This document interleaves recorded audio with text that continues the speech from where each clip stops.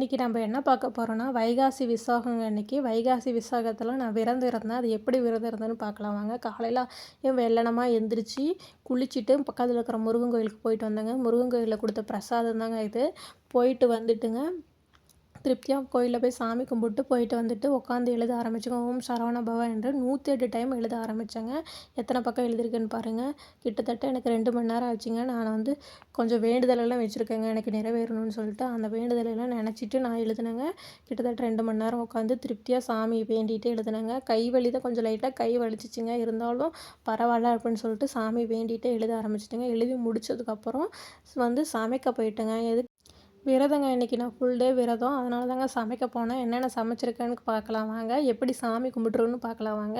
நான் வந்து இன்றைக்கி ஃபுல் டே விரதங்க. எங்கள் வீட்டில் வந்து ஆஃப் டே தாங்க விரதம். அவர் வந்து ஒர்க்குக்கு போகிறதுனால ஃபுல் டே விரதம் இருக்க முடியாதுன்னு சொல்லிட்டு ஆஃப் டே தாங்க விரதம் இருந்தார். அதனால் வந்து நான் மதியமே சாமி பூஜைக்கு அரேஞ்ச் பண்ணிட்டேன். அப்புறம் வந்து அவர் வந்து மதியம் வந்து ஆஃபீஸ் போயிட்டு வந்து லன்ச் டைமில் வந்து விரதத்துக்கு வந்துட்டார். சாமி கும்பிட வந்துட்டார்.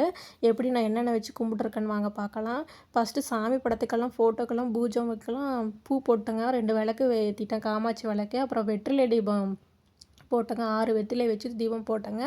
லஞ்சுக்கு என்னென்ன படையல் போட்டிருக்கேன்னு வாங்க பார்க்கலாம். ஒயிட் ரைஸு, முருங்கைக்காய் சாம்பார், உருளைக்கிழங்கு பொரியல், கேசரி, வந்து உளுத்த வடை செஞ்சேன். அப்புறம் வந்து அப்பளம், வாழைப்பழம் இதெல்லாம் வச்சு கும்பிட்டேங்க. 6 வெற்றிலை தீபமும் போட்டேன். இன்றைக்கி வெற்றிலை தீபம் போட்டால் ரொம்ப நல்லதுன்னு சொன்னாங்க.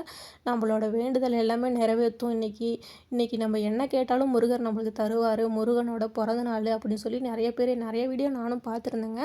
பார்த்துட்டு இந்த வருஷம் தாங்க நான் வந்து வைகாசி விரதம் வந்து இருக்கிறேன். நீங்களும் விரதம் இருக்கீங்களா என்னென்னு மறக்காமல் கமெண்ட்டில் சொல்லுங்கள்.